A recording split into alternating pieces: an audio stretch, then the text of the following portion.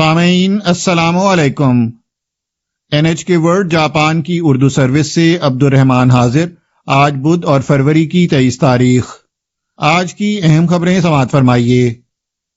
اقوام متحدہ کے سربراہ نے روس پر زور دیا ہے کہ وہ یوکرین کے معاملے پر تحمل کا مظاہرہ کرے۔ انہوں نے مشرقی یوکرین میں روس کی جانب سے فوجیوں کی تعیناتی کے منصوبے پر تنقید کی۔ روس اس تعیناتی کو امن فوج قرار دے رہا ہے۔ اقوام متحدہ کے سیکریٹری جنرل انطونیو گوتیرس نے منگل کو یوکرین کے معاملے پر اس عالمی ادارے کے نیو یارک میں واقع صدر دفتر میں نیوز کانفرنس منعقد کی۔ انہوں نے کہا کہ حالیہ سالوں میں دنیا امن اور سلامتی سے متعلق سب سے بڑے عالمی بحران کا سامنا کر رہی ہے۔ انہوں نے کہا کہ روسی فیڈریشن کا دونیتسک اور لوہانسک کے مخصوص علاقوں کی نام نہاد آزادی کو تسلیم کرنا یوکرین کی علاقائی سالمیت اور خود مختاری کی نفی ہے۔ مشرقی یوکرین کے دونوں مذکورہ علاقے عملاً روس نواز علیحدگی پسندوں کے زیر کنٹرول ہیں۔ روسی صدر ولادیمیر پوٹن نے پیر کو ایک حکم نامے پر دستخط کیے جس میں روس کو یک طرفہ طور پر ان خطوں کی آزادی کو تسلیم کرنے کی اجازت دے دی گئی ہے۔ جناب گوتیرس نے کہا کہ اس طرح کا یک طرفہ اقدام اقوام متحدہ کے چارٹر کے اصولوں کی صریحاً خلاف ورزی ہے۔ انہوں نے روس کے اس اقدام پر بھی تبصرہ کیا کہ وہ اپنی دانست میں قیام امن مشن کو مشرقی یوکرین روانہ کر رہا ہے۔ انہوں نے کہا جب ایک ملک کے دستے دوسرے ملک کی اجازت کے بغیر اس میں داخل ہوں تب وہ امن کے غیر جانبدار محافظ نہیں ہوتے۔ انہوں نے مزید کہا کہ یہ دستے کسی بھی صورت میں امن کے محافظ نہیں ہو سکتے۔ انہوں نے تمام فریقوں پر ایسے اقدامات اور بیانات سے اجتناب کرنے پر زور دیا جو اس خطرناک صورتحال کو مزید بگاڑ دیں۔ انہوں نے کہا بات چیت اور مذاکرات کی راہ پر واپس آنا ہی وقت کا تقاضا ہے۔ ان کا یہ بھی کہنا تھا کہ اقوام متحدہ اور پورا بین الاقوامی نظام امتحان سے گزر رہا ہے اور اس امتحان میں سرخ رو ہونا ناگزیر ہے۔ امریکی صدر جو بائیڈن نے کہا ہے کہ روسی یوکرین کا بڑا حصہ کاٹ کر الگ کر رہے ہیں۔ صدر نے مذکورہ روسیوں کے خلاف تادیبی کارروائی کے طور پر منگل کو نئی پابندیوں کا اعلان کیا ہے۔ جناب بائیڈن نے کہا کہ ان کے خیال میں جارحیت کا آغاز ہو چکا ہے۔ صدر نے پہلے سے عائد کردہ پابندیوں میں نئی پابندیوں کا اضافہ کیا ہے۔ امریکی حکام 2 مالیاتی اداروں کو مغرب کی جانب سے سرمایہ کی فراہمی منقطع کر دیں گے۔ یہ سرکاری ترقیاتی کارپوریشن VEB اور فوجی بینک پرومسویاز بینک ہیں۔ حکام روس کو امریکی اور یورپی منڈیوں میں اپنے نئے قرضوں کا لین دین کرنے سے روک دیں گے اور وہ روسی امراء اور ان کے اہل خانہ کو ہدف بنائیں گے۔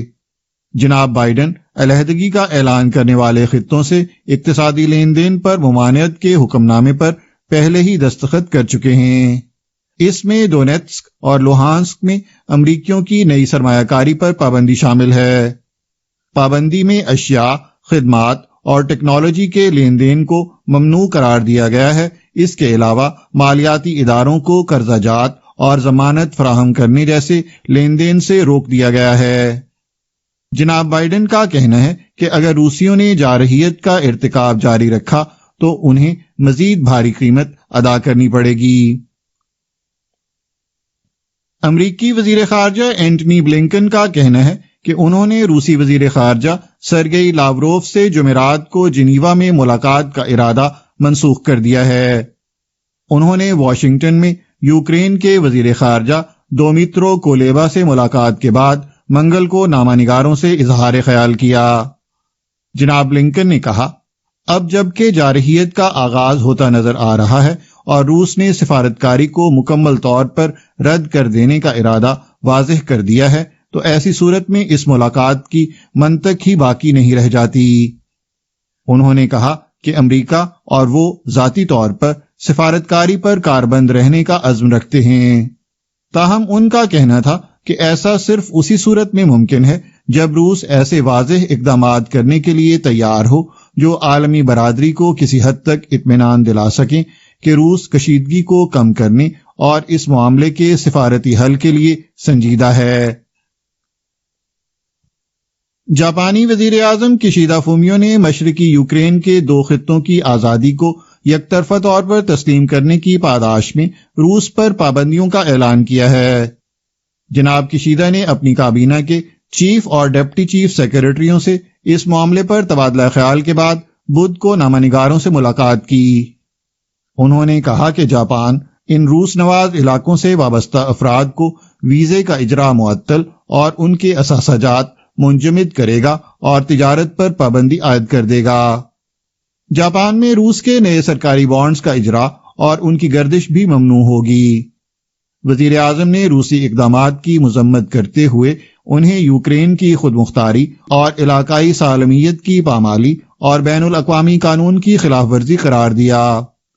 انہوں نے روس پر زور دیا کہ وہ سفارتکاری کی راہ پر واپس آئے اور مزید کہا کہ جاپان شدت اختیار کرتی کشیدہ صورتحال پر بدستور گہری نگاہ رکھے گا۔ انہوں نے یہ بھی کہا کہ حکومت یوکرین میں موجود جاپانی شہریوں کی سلامتی یقینی بنانے کی پوری کوشش کرے گی۔ وزیر اعظم نے کہا کہ صورتحال مزید بگڑنے کی صورت میں جاپان کو گروپ آف 7 ممالک اور بین الاقوامی برادری سے ہم آہنگی میں فوری اضافی اقدامات پر غور کرنا ہوگا۔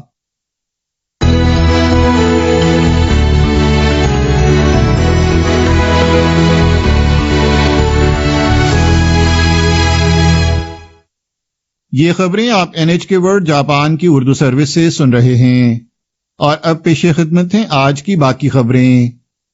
ٹوکیو کی علاقائی حکومت نے بدھ کے روز کورونا وائرس کے 14,567 نئے متاثرین کی تصدیق کی ہے۔ یہ تعداد ایک ہفتہ قبل کے مقابلے میں تقریباً 2,700 افراد کم ہے۔ ٹوکیو کے حکام کے مطابق 80 مریضوں کی حالت تشویشناک ہے اور وہ مصنوعی تنفس کی مشینوں یا ECMO نامی دل اور پھیپھڑوں کی مشینوں پر ہیں۔ سنگین مریضوں کی تعداد منگل کے مقابلے میں 2 افراد کم ہے۔ ٹوکیو کی حکومت نے 24 اموات کی بھی تصدیق کی ہے۔ اوساکا پریفیکچر کی حکومت نے 11,472 نئے متاثرین اور 49 اموات کی اطلاع دی ہے۔ ہانگ کانگ کی حکومت نے کہا ہے کہ وہ اپنی تمام آبادی کا کورونا وائرس ٹیسٹ کرے گی، جس کا آغاز مارچ سے ہوگا۔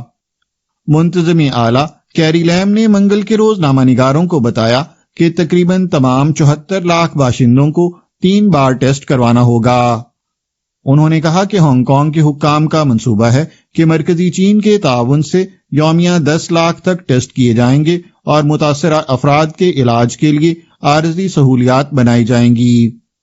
جم اور سینما گھروں جیسے کاروباروں کی بندش، 3 یا زائد افراد کے جمع ہونے کی ممانعت اور ریستورانوں میں رات کے وقت کھانے پر پابندی میں اپریل کے اواخر تک توسیع کر دی جائے گی۔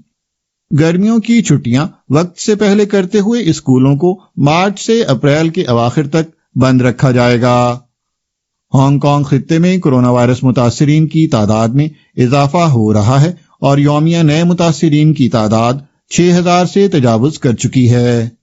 چین اپنی 0 کووڈ پالیسی کے باعث چوکنا ہے۔ اطلاعات کے مطابق گزشتہ ہفتے صدر شی جن پنگ نے ہانگ کانگ کی حکومت کو ہر ممکن اقدام کرنے کی ہدایت کی تھی۔ ہانگ کانگ میں مارچ میں ہونے والے منتظم اعلیٰ کے انتخابات مئی تک مؤخر کر دیے گئے ہیں۔ جاپان میں ایرانی سفیر نے امریکہ سے مطالبہ کیا ہے کہ جوہری سمجھوتے کی بحالی کے لیے مزید کوششیں کرے۔ سفیر مرتضی رحمانی مواحد نے یہ بات ٹوکیو میں منگل کے روز ایک پریس کانفرنس میں کہی۔ امریکہ اور ایران جوہری سمجھوتے کو بچانے کے لیے بالواسطہ مذاکرات کر رہے ہیں، جن میں یورپی یونین ثالثی کر رہی ہے۔ مذاکرات کے موضوعات میں ایران کی جوہری پیش رفت پر حد عائد کرنا اور یہ طے کرنا شامل ہیں کہ امریکہ کس حد تک ایران پر عائد پابندیاں اٹھائے۔ مذاکرات کے بعض شرکاء نے حال ہی میں اشارہ دیا تھا کہ وہ معاہدے پر پہنچنے کے قریب ہیں۔ ایرانی سفیر نے کہا کہ سب سے زیادہ جس چیز کی ضرورت ہے وہ امریکہ کی جانب سے ایران پر عائد تمام پابندیاں اٹھانا ہے۔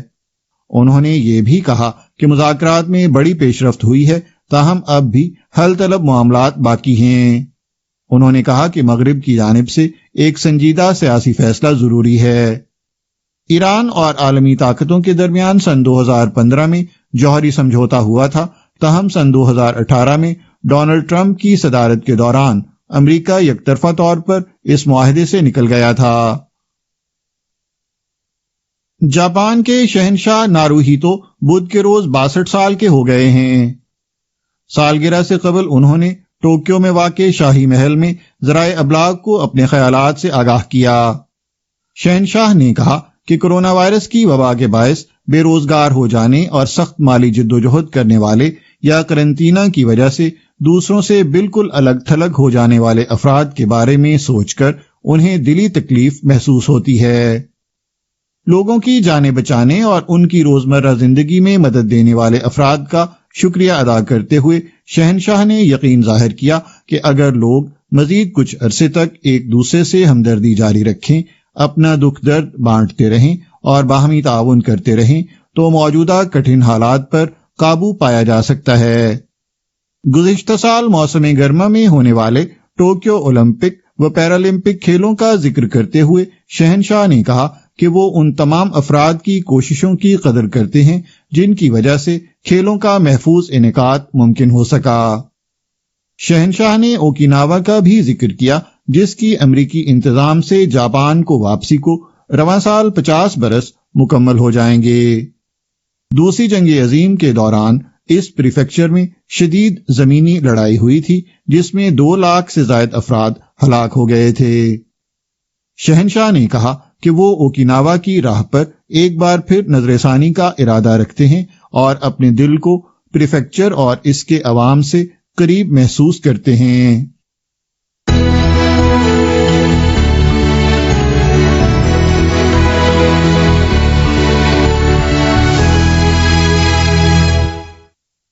اور اب آخر میں آج کی اہم خبر ایک بار پھر سن لیجئے۔ جاپانی وزیر اعظم کشیدا فومیو نے مشرقی یوکرین کے 2 خطوں کی آزادی کو یک طرفہ طور پر تسلیم کرنے کی پاداش میں روس پر پابندیوں کا اعلان کیا ہے۔ جناب کشیدا نے اپنی کابینہ کے چیف اور ڈپٹی چیف سیکرٹریوں سے اس معاملے پر تبادلہ خیال کے بعد بدھ کو نامہ نگاروں سے ملاقات کی۔ انہوں نے کہا کہ جاپان ان روس نواز علاقوں سے وابستہ افراد کو ویزے کا اجراء معطل اور ان کے اثاثہ جات منجمد کرے گا اور تجارت پر پابندی عائد کر دے گا۔ جاپان میں روس کے نئے سرکاری بانڈز کا اجراء اور ان کی گردش بھی ممنوع ہوگی۔ وزیر اعظم نے روسی اقدامات کی مذمت کرتے ہوئے انہیں یوکرین کی خود مختاری اور علاقائی سالمیت کی پامالی اور بین الاقوامی قانون کی خلاف ورزی قرار دیا۔ انہوں نے روس پر زور دیا کہ وہ سفارتکاری کی راہ پر واپس آئے اور مزید کہا کہ جاپان شدت اختیار کرتی کشیدہ صورتحال پر بدستور گہری نگاہ رکھے گا۔ انہوں نے یہ بھی کہا کہ حکومت یوکرین میں موجود جاپانی شہریوں کی سلامتی یقینی بنانے کی پوری کوشش کرے گی۔ وزیر اعظم نے کہا کہ صورتحال مزید بگڑنے کی صورت میں جاپان کو گروپ آف 7 ممالک اور بین الاقوامی برادری سے ہم آہنگی میں فوری اضافی اقدامات پر غور کرنا ہوگا۔ اس کے ساتھ ہی NHK ورلڈ جاپان کی اردو سروس سے خبریں ختم ہوئیں۔